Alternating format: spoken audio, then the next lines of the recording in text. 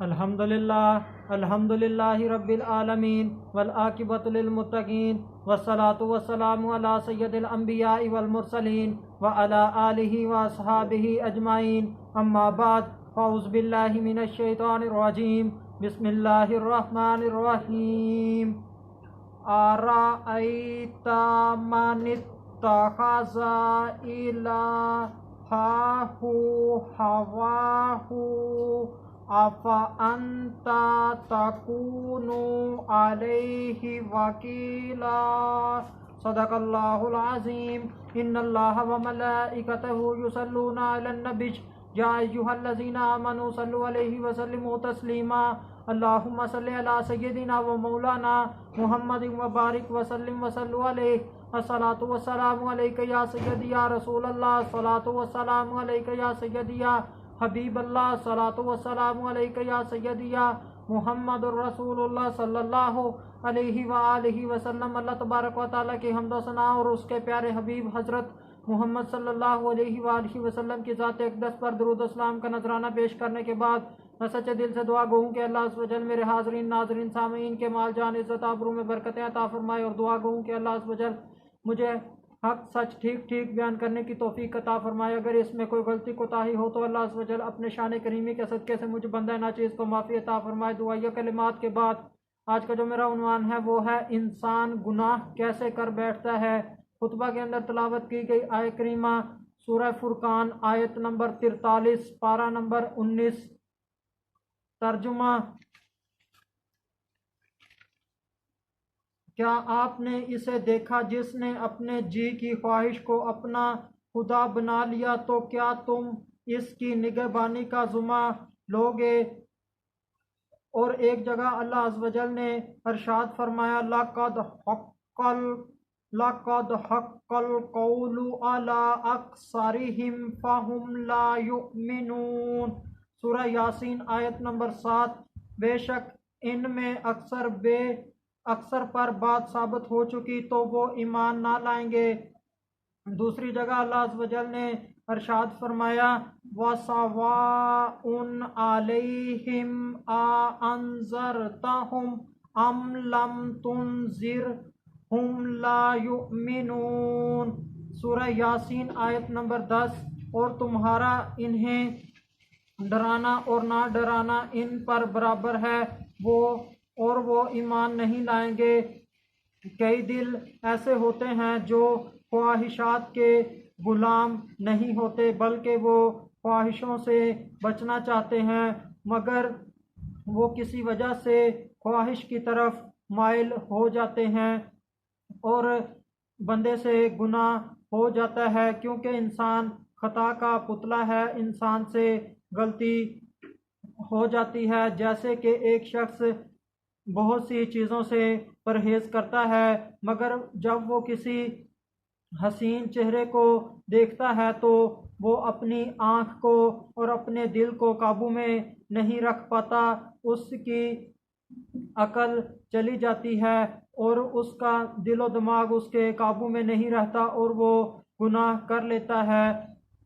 और वो शख्स जो जाहो मर्तबे सल्तनत और तकब्बर को जब वो देखता है उसके असबाब उसे नज़र आते हैं। जब वो देखता है कि मुझे ये हासिल हो जाएंगे तो वो उस नाजायज़ कामों की तरफ पड़ जाता है। इंसान लालच के अंदर आ जाता है, या फिर उस शख्स की तरह है जिसको हकारत की नज़र से देखा जा रहा हो, जिसकी बुराई बयान की जा रही हो।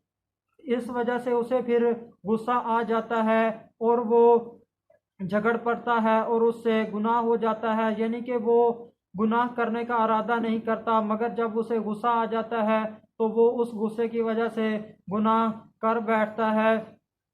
एक शख्स जो कि हराम नहीं लेता, रिश्वत नहीं लेता, जब वो बहुत मजबूर हो जाता है, जब उसे दरहम व दिनार रुपया पैसा नज़र आता है तो वो अपने आप को काबू में नहीं रख पाता। उसका दिल उसके काबू में नहीं रहता, उसकी अकल उसके काबू में नहीं रहती, जिसकी वजह से फिर वो उस दौलत की तरफ लालच कर जाता है, उसके अंदर कूद पड़ता है, उसकी तरफ बढ़ जाता है, उसके अंदर से तकवा और मुरव्वत ख़त्म हो जाती है। ये सब बातें क्यों होती हैं? इसकी वजह यह है कि जब ख्वाहिश बंदे के सीने में जन्म लेती है तो इससे स्याह धुआं दिल की तरफ यानी कि इर्द गिर्द उठता है, जिससे दिल तारीक हो जाता है, स्याह हो जाता है और उससे अनवार का नूर ख़त्म हो जाता है, उससे मुरव्वत ख़त्म हो जाती है, ईमान कमज़ोर हो जाता है, हया ख़त्म हो जाती है, जिसकी वजह से वो गुनाह की तरफ माइल हो जाता है। शैतान उससे वो गुनाह का काम करवा लेता है। गुनाह एक मुसलमान के लिए नुकसानदा ही नुकसानदा है। दुनिया में भी गुनाह नुकसानदा है और आखिरत में अगर अल्लाह अज़्ज़ व जल ने रहम ना किया हिसाब के दिन, तो उस वक्त के लिए भी गुनाह इंसान के लिए, मुसलमान के लिए नुकसानदा है। गुनाह से बचाने वाली ज़ात सिर्फ अल्लाह अज़्ज़ व जल की है। कोई बड़े से बड़ा मुत्तकी भी ये दावा नहीं कर सकता कि मैं गुनाहों से बचा हुआ हूँ, गुनाहों से पाक हूँ। इंसान से गुनाह हो जाते हैं।